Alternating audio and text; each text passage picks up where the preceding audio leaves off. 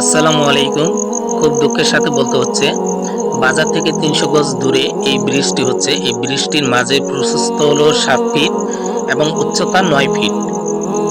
আর এখন যে জায়গাটুকু দেখতে পাচ্ছেন, এই জায়গায় বন্যার সময় খুব সীমিত পানি হয়।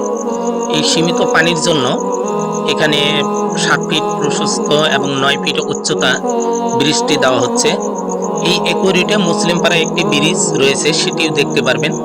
তবে এখানকার স্থানীয় লোকজন বলেছে এই ব্রিজটি হওয়ার দরকার মুসলিম পাড়া, এবং মুসলিম পাড়া ব্রিজটি হওয়ার দরকার এখানে। তবে এই কাজটি যে ব্যক্তি করেছে সে ইচ্ছে করেই করেছে, তার নিজস্ব মতামতেই করেছে।